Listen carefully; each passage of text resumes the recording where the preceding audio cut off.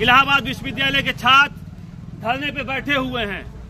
वहीं पे एक और विश्वविद्यालय महात्मा गांधी अंतर्राष्ट्रीय हिंदी विश्वविद्यालय वर्धा जो महाराष्ट्र में है, वहां के छात्र भी आंदोलन पे बैठे हुए हैं। तो ये हम देखते हैं कि एक ऐसे समय में हम लोग हैं जहां पे इन विश्वविद्यालयों में हमने पढ़ाई की है, जो विश्वविद्यालय आगे बढ़ने का, समझने का, सोचने का जो मौका देते हैं, जो बात करने का मौका देते हैं, जो सवाल पूछने का लहजा सिखाते हैं, उन विश्वविद्यालयों में आज सवाल पूछने पर उनको निलंबित और रेस्ट्रिकेट किया जा रहा है। दो घटनाएं हमारे सामने आई हैं। पहली घटना 26 जनवरी को हुई है, जो महात्मा गांधी अंतर्राष्ट्रीय हिंदी विश्वविद्यालय वर्धा में हुई, जहां पे एक नए कुलपति जो बनाए गए, उनकी डिग्री को लेकर एक विवाद फैला। उसके बाद से छात्रों में एक गुस्सा हुआ कि अवैध रूप से वो कुलपति बनाए गए थे, इसलिए छात्रों की डिमांड थी कि इनको हटाया जाए। इस पे प्रदर्शन करने पर 3 पीएचडी के छात्रों की डिग्री रद्द कर दी गई, उनकी पीएचडी रद्द कर दी गई। तो एक डिप्लोमा के स्टूडेंट की डिग्री रद्द कर दी गई, उनकी पढ़ाई रद्द कर दी गई।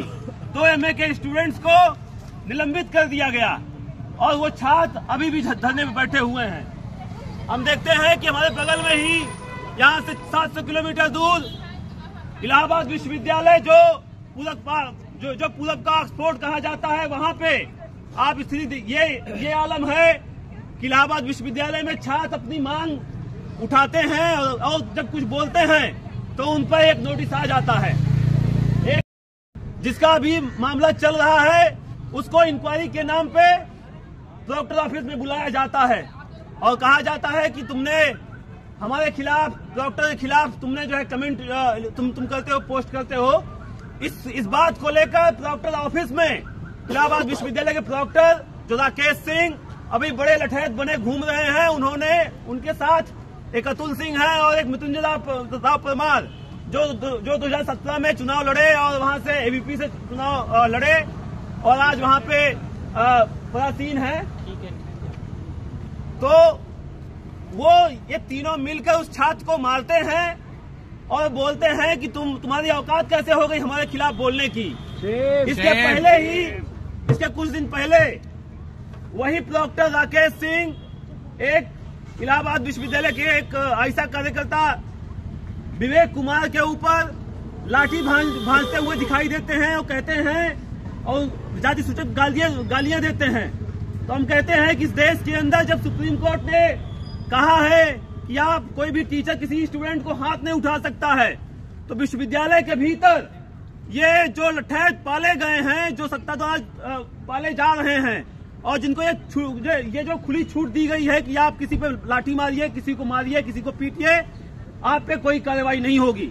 वहां पे छात्र पहले भी जब घटना हुई थी जिसमें उन्होंने लाठी चलाई थी, छात्र एफआईआर की मांग करने के लिए गए थे। आज फिर वहां पे छात्र थाने को घेरे हुए हैं और ये डिमांड कर रहे हैं कि ये पहले इनको बर्खास्त किया जाए और इनके ऊपर इंक्वायरी करके इनको गिरफ्तार किया जाए।